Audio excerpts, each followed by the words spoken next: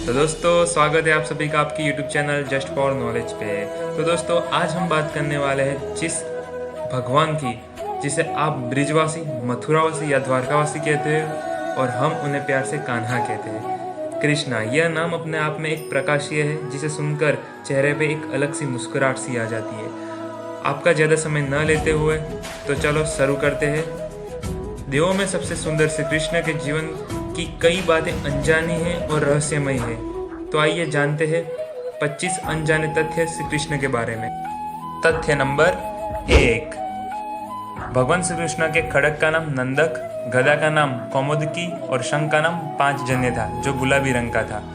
तथ्य नंबर 2, भगवान श्री कृष्ण के परम धामक नमक के समय ना तो उनका एक भी केश श्वेत था और ना ही उनके शरीर पर कोई झुर्री थी। तथ्य नंबर 3, भगवान श्री कृष्ण के धनुष का नाम शारंग व मुख्य आयुध चक्र का नाम सुदर्शन था। वो लौकिक, दिव्यास्त्र व देवास्त्र तीनों रूपों में कार्य करता था। उसकी बराबरी के विध्वंसक केवल 2 अस्त्र और थे। पाशुपतास्त्र शिव, कृष्ण और अर्जुन के पास थे और प्रस्वपास्त्र शिव, वसुगण, भीष्म और कृष्ण के पास थे। तथ्य नंबर 4, भगवान श्री कृष्ण की परदादी मरीषा व सौतेली माँ रोहिणी बलराम की माँ नाग जनजाति की थी। तथ्य नंबर 5, भगवान श्री कृष्ण के जेल में बदली गई यशोदा पुत्री का नाम एकानशा था जो आज विद्यावासिनी देवी के नाम से पूजी जाती है। तथ्य नंबर 6, भगवान श्री कृष्ण की प्रेमिका राधा वर्णन महाभारत, हरिवंश पुराण, विष्णु पुराण व भागवत पुराण में नहीं है। उनका उल्लेख ब्रह्म वैवर्त पुराण, गीत गोविंद व प्रचलित जनश्रुतियों में है।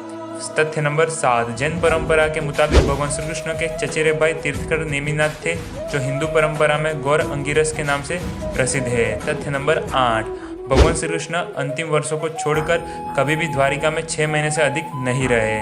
तथ्य नंबर 9, भगवान श्री कृष्ण ने अपनी औपचारिक शिक्षा उज्जैन के सांदीपनि आश्रम में मात्र कुछ महीनों में ही पूरी कर ली थी। तथ्य नंबर 10, ऐसा माना जाता है कि गौर अंगिरस अर्थात नेमिनाथ के यहाँ रहकर भी उन्होंने साधना की थी। तथ्य नंबर 11, प्रचलित अनुश्रुतियों के अनुसार भगवान श्री कृष्ण ने मार्शल आर्ट का विकास ब्रज क्षेत्र के वनों में किया था। डांडिया रास का आरंभ भी उन्होंने ही किया था। तथ्य नंबर 12, कलारी पट्टू का प्रथम आचार्य कृष्ण को माना जाता है। इसी कारण नारायणी सेना भारत की सबसे भयंकर प्रहारक सेना बन गई थी। तथ्य नंबर 13, भगवान श्री कृष्ण के रथ का नाम जैत्र था और उनके सारथी का नाम दारुक बाहुक था। उनके घोड़ों के नाम थे शैव्य, सुग्रीव, मेघपुष्प और बलाहक। तथ्य नंबर 14, भगवान श्री कृष्ण की त्वचा का रंग मेघ श्यामल था और इन्हें शरीर से एक मादक गंध निकलती थी। तथ्य नंबर 15, भगवान श्री कृष्ण की मांसपेशियां मृदु परंतु युद्ध के समय विस्तृत हो जाती थी, इसलिए सामान्यतः लड़कियों के समान दिखने वाला उनका लावरमणीय शरीर युद्ध के समय अत्यंत कठोर दिखाई देने लगता था। ठीक ऐसे ही लक्षण कर्ण व द्रौपदी के शरीर में देखने को मिलते थे। तथ्य नंबर 16, जन सामान्य में यह भ्रांति स्थापित है कि अर्जुन सर्वश्रेष्ठ धनुर्धर थे, परंतु वास्तव में कृष्ण इसी विद्या में भी सर्वश्रेष्ठ थे और ऐसा सिद्ध हुआ मद्र राजकुमारी लक्ष्मणा के स्वयंवर में, जिसकी प्रतियोगिता द्रौपदी स्वयंवर के ही समान परंतु और कठिन थी। तथ्य नंबर 17, यहाँ कर्ण व अर्जुन दोनों असफल हो गए और तब श्री कृष्ण ने लक्ष्यवेद कर लक्ष्मण की इच्छा पूरी की जो पहले से ही उन्हें अपना पति मान चुकी थी।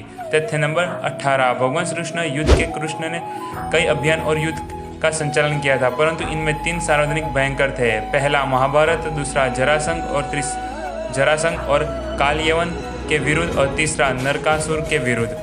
तथ्य नंबर 19, भगवान श्री कृष्ण ने केवल 16 वर्ष की आयु में विश्व प्रसिद्ध चाणूर और मुष्टिक जैसे मल्लों का वध किया। मथुरा में दृष्ट रजक के सिर को हथेली के प्रहार से काट दिया। तथ्य नंबर 20, भगवान श्री कृष्ण ने असम में बाणासुर से युद्ध के समय भगवान शिव से युद्ध के समय माहेश्वर ज्वर के विरुद्ध वैष्णव ज्वर का प्रयोग कर विश्व का प्रथम जीवाणु युद्ध किया था।